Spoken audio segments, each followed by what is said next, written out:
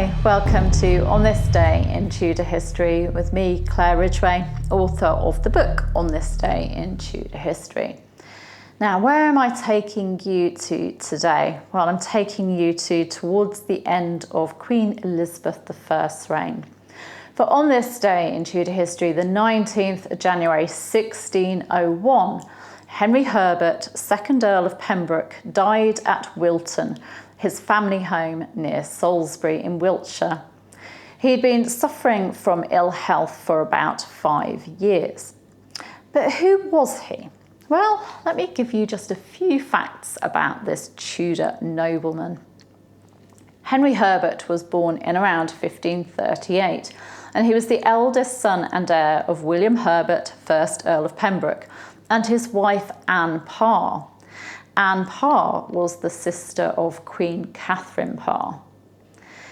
He was married 3 times. This is Henry Herbert, not his father. He was married 3 times. On the 25th of May, 1553, at the same ceremony that Lady Jane Grey married Lord Guildford Dudley, he married Jane's sister, Lady Catherine Grey. It wasn't consummated, and just a year later, in 1554, following the fall of Lady Jane Grey and the accession of Mary I, it was annulled. Herbert married Catherine Talbot, daughter of George Talbot, Earl of Shrewsbury, in 1563, but she died childless in 1576. In April 1577, Herbert married Mary Sidney, daughter of Sir Henry Sidney and sister of the poets Sir Philip Sidney and Sir Robert Sidney. The couple had 3 surviving children together, William, Philip and Anne. Mary was a literary patron, and their home at Wilton was described as like a college. Herbert was made a Knight of the Bath as part of Mary I's coronation celebrations in 1553, and after Mary married Philip of Spain, he was made one of the King's Gentlemen of the Bedchamber. He served the Queen in France in 1557, being present at the siege of St. Quentin with his father. He became Earl of Pembroke on his father's death in 1570, and also became Lord Lieutenant of Wiltshire. In 1586, he succeeded his father-in-law, Sir Henry Sidney, as Lord President of the Council in the Welsh Marches. Another fact is that Herbert could speak Welsh, which is rather useful when you're Lord President of the Council in the Welsh Marches.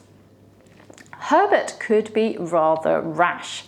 A messenger once refused to deliver a letter from Herbert to Queen Elizabeth I because he found it would be his lord's overthrow to have so passionate a letter delivered unto the Queen. Oh dear, his messenger thought that it really would be Herbert's undoing if the Queen actually read it. Good play there. Herbert was a good friend of Robert Dudley, Earl of Leicester, and he was patron of the theatre company Pembroke's Men. So he too was a literary patron, well, theatre patron.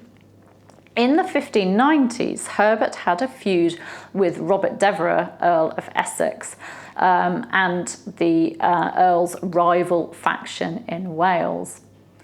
He died at Wilton on this day in 1601, and although John Chamberlain wrote of him leaving his lady as bare as he could and bestowing all on the young lord, even to her jewels, his biographer Penry Williams points out that Herbert's will shows that he left Mary substantial rents, as well as jewels and plate to the value of 3,000 marks. So he definitely didn't leave her bare and leave everything to the young lord. She was well looked after in his will. He was laid to rest in Salisbury Cathedral. And another fact for you. A suit of armour made for Herbert by the Royal Workshops at Greenwich in around 1585-1586 is in the collection of the Met Museum in New York. And I'll give you a link to their website to see photos of it. It really is a lovely, well, work of art, really, although it is armour. It's decorated with Herbert's coat of arms and also the Order of the Garter, which he was awarded in 1574. It really is amazing craftsmanship. So do have a look at that from the link that I'll give you in the description. Also on this day in Tudor history, the 19th January 1547, poet, courtier and soldier Henry Howard, Earl of Surrey, who was son of Thomas Howard, 3rd Duke of Norfolk, was executed by beheading on Tower Hill. Why? Well, you can find out in my video from last year. I'll give you a link to it in the description so that you can access that. Thank you for joining me today. I'll be back tomorrow, but in the meantime, you can subscribe to the channel by clicking round about there. You can hit the bell to be notified as these videos go live, which is on a daily basis. You can give me a like, leave a comment, and you could actually have a browse through all the other videos I've done. There's all sorts of things. There's questions about Anne Boleyn series.